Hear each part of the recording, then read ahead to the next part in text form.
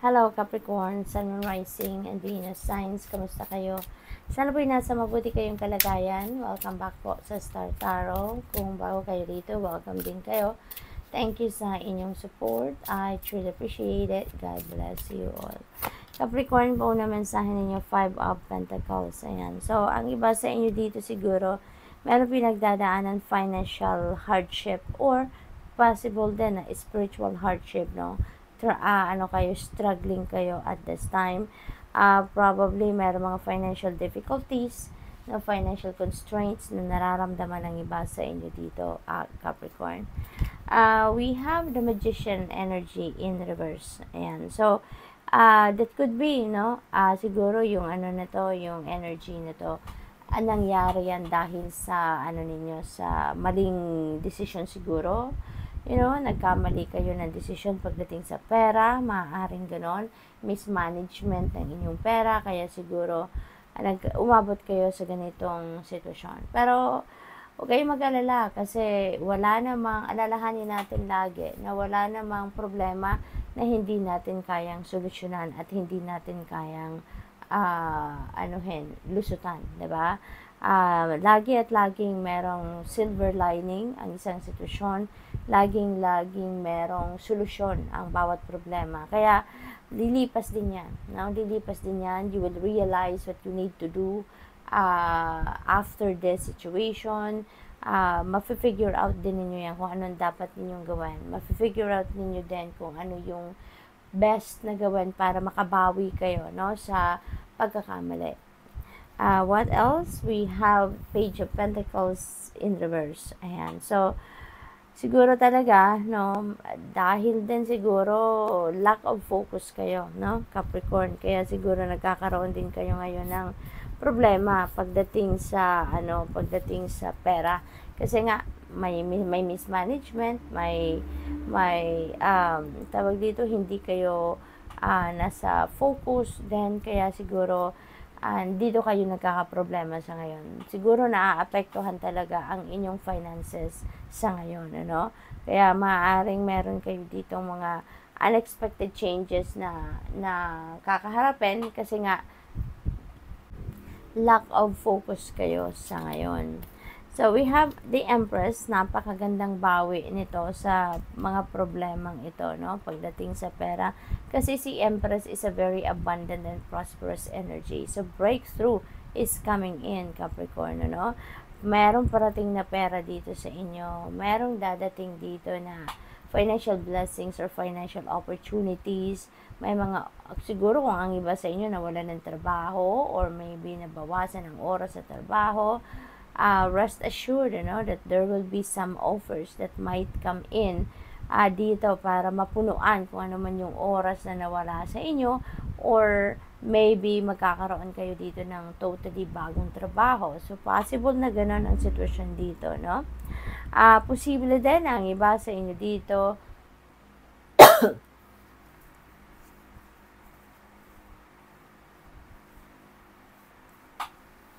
ay ito na yung pagkakataon ninyo para ma-experience ninyo yung luxury, no? Kasi maaring yan ang hindi ninyo na i-experience in the past, and ngayon maaring sa laki, no, lucrative offer or lucrative opportunity siguro ang dadating, at yun ang yun ang ma-experience ninyo, no? What else? We have King of Wands in reverse. Ayan. So, maaaring meron dito. Siguro yung unexpected changes na to. Ito yon. Maaaring mga pagbabagong yan. Hindi yan ang inaasahan ninyong pagbabago.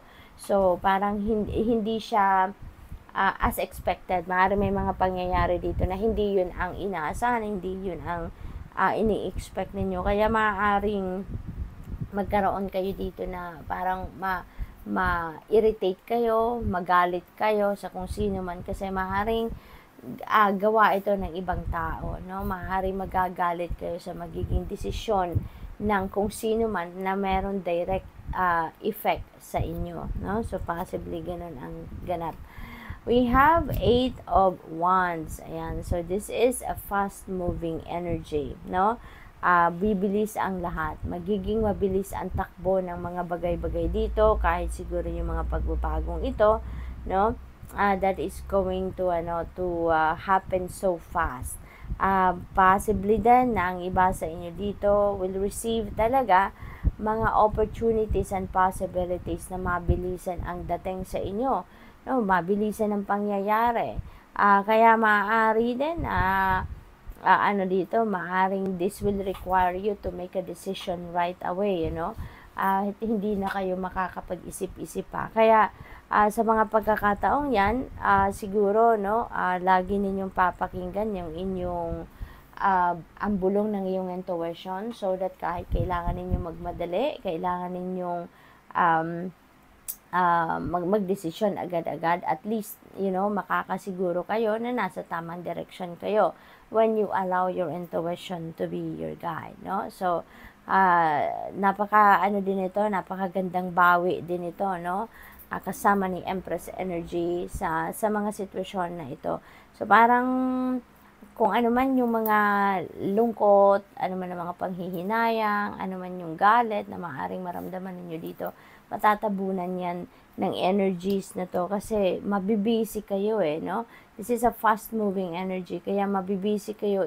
It will require you, kung ano man ito, mga opportunities na dadating, it will require you to take action right away. Kaya dito kayo magfo-focus, instead of those dito, yung mga low vibe na energy. Kaya maaari din na may travel din dito, Capricorn. So siguro magta-travel kayo, domestic or abroad, depende sa inyong sitwasyon, but definitely ang iba dito may travel opportunity sa ngayon. So good luck, and that's all I have for you for today. Thank you for watching. Love and light. Namaste. Hello Virgo, Sun, Moon, Rising, and Venus signs. Kamusta kayo? Sana po nasa mabuti kayong kalagayan. Welcome back po sa Star Tarot. Kung bago kayo rito, welcome din kayo. Thank you sa inyong support. I truly appreciate it. God bless you all. Pauna mensahe ni Virgo ay The Magician in reverse. Ayan. So may indecision, may indecision kayong kinakaharap sa ngayon. Meron kayong mismanagement din siguro pagdating naman sa trabaho, pagdating sa pera, pagdating sa personal life ninyo, Virgo. What else? We have 5 of Cups. May mga pinanghihinayangan kayo dito, Meron kayong mga regrets, meron kayong mga iniisip siguro dito na sana ganito ang ginawa ko, sana ganito ang nangyari sa akin, yung ganon, So there are things siguro na hindi nangyari dito, or maybe nalihis kayo ng dito ng path, Hindi kayo napunta sa tamang daan, hindi kayo napunta sa tamang desisyon siguro, kaya nanghihinayang kayo, or meron kayo sigurong regrets talaga dito na sana ganito, sana ganoon, But ang mensahe, ang pinaka-mensahe ng 5 of Cups dito is don't dwell anymore on what you have lost, or kung ano yung na-miss ninyo, or kung ano yung hindi nangyari or hindi dumating na inaasahan ninyo. Okay? Kasi that happened already. Tapos na yon, wala tayong magagawa dyan. All we can do now is to focus on the present and focus on what we have right now, Doon na lang tayo bumawi, doon na lang tayo gumawa ng paraan para hindi na maulit kung anong pagkakamali natin in the past, at dito tayo bumawi kung paano natin mapapaganda at maisasaayos ang ating sitwasyon sa ngayon. What else? We have 8 of Swords, So feelings of entrapment ito, hopelessness, powerless. Maaring ito yung mga nararamdaman ninyo sa ngayon, na maybe parang pakiramdam ninyo nasa sitwasyon kayo na wala kayong sariling kapangyarihan. Maaring ngayon parang feeling ninyo hindi kayo makagalaw ng gusto ninyong galaw, because something or someone is preventing you from moving forward, or preventing you from doing whatever it is that you want to do, So maybe ganun ang sitwasyon ng iba sa inyo. We have Knight of Wands. Ayan. Things may not go as well as expected. Kaya nga may mga panghihinayang dito, no? At saka, di ba, gano'n naman talaga. Maybe, this is not for you. Kung ano man itong hinahangad ninyo, this is not for you. Otherwise, di ba, kung yan ay para sa'yo, hindi yan lalayo sa inyo. Yan ay mapupunta at mapupunta sa inyo. If that is meant for you, for sure, you know, dyan yan, dadating at dadating yan sa buhay ninyo. Pero since, hindi siya dumating or hindi nangyari dito sa kung ano man ang ine-envision ninyo for yourself, ibig sabihin na hindi yan para sa iyo. So wag na kayong manghinayang, wag na kayong sumama ang inyong kalooban, just focus on what you have right now. Okay? What else? We have the sun, napakaganda, Virgo. Ano man ang mga low vibration energy na nasa paligid ninyo sa ngayon, the sun will strike. Now, the sun will strike on those low vibe energies kasi mababalot kayo ng liwanag ng sun. At yung sun energy, that is very powerful. That is going to cut through the darkness sa buhay ninyo. Kung ano man yung mga pinagdadaanan ninyo, sigurong hindi masyadong maganda, may mga problema, may mga obstacles, that is going to gradually fade away, no? Kasi yung sun energy is very optimistic, very happy, very positive. Kaya matatalo ng energy na to kung ano man ang negative energy na bumabalot sa inyo sa ngayon, mas magiging successful kayo ngayon, masusolve ninyo mga problema, makakalabas kayo sa mga obstacles, at this is success, magtatagumpay kayo sa kahit anuman ang pinagpo-focusan ninyo sa ngayon. Okay? You will succeed sa pagharap sa hamon ng buhay. Magsasucceed kayo pagdating sa pera, magsasucceed kayo pagdating sa mga pinaghihirapan ninyong mga bagay-bagay, no? So good luck to that, Virgo. We have Four of Cups. Ayan. So meron kayong offer dito na parating. Pero parang dito kasi sa Four of Cups, parang meron pa kayong hangover sa mga nararamdaman ninyo dito na mga negative energy. Kaya this is a heads up for you, na buksan ninyo ang inyong isipan, buksan ninyo ang inyong mga mata at tenga, dahil baka meron ng mga tips dyan sa inyo kung nasaan yung opportunity na yan. Meron ng mga offers sa inyo dito for trabaho siguro, for career, or kung ano pa man na siguro minimithi din ninyo. It might not exactly the same doon sa kung ano talaga yung ine-envision ninyo for yourself, pero ito yung best para sa iyo. Kasi alalahanin natin na lagi yung best ang binibigay sa atin ng Divine Universe, no? Kung anong kailangan natin, anong best para sa atin, yan ang asahan ninyong laging ibibigay, no? So, good luck. That's all I have for you for today. Thank you for watching. Love and light. Namaste. Hello, Taurus, Sun, Moon, Rising, and Venus signs. Kamusta kayo? Sana po nasa mabuti kayong kalagayan. Welcome back po sa Star Tarot. Kung bago kayo rito, welcome din kayo. Thank you sa inyong support. I truly appreciate it. God bless you all. Taurus, paunang mensahe ninyo, Sun energy, napakaganda. Tumalon pa siya, no? Kaya talagang ito ay para sa yung mensahe. This is the Sun, the most uplifting, the most optimistic, happy, joyful energy. Kaya ito yung babalot sa inyo sa ngayon. Babalutin kayo dito ng liwanag at magiging positibo ang lahat, no?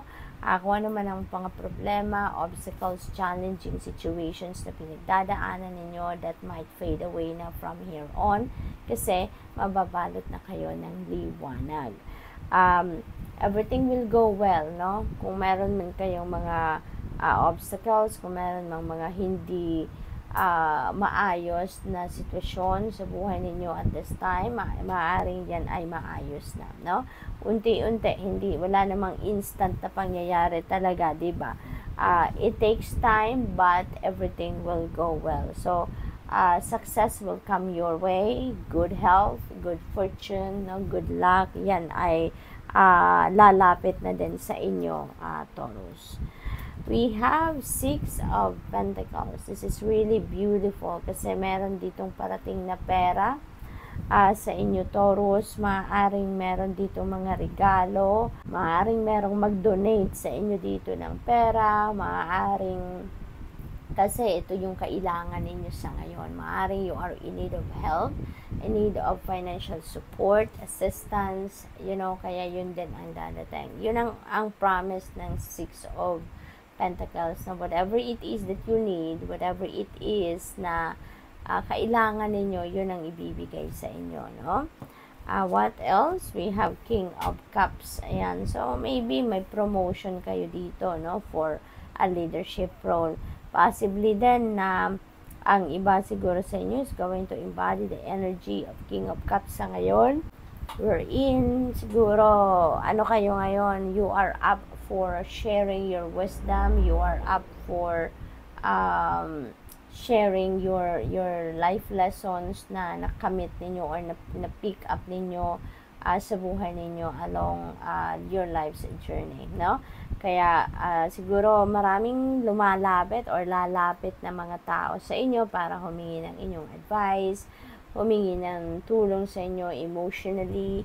Kailangan siguro nila ng support, something like that, no? Yung magpapalakas ng kanilang loob,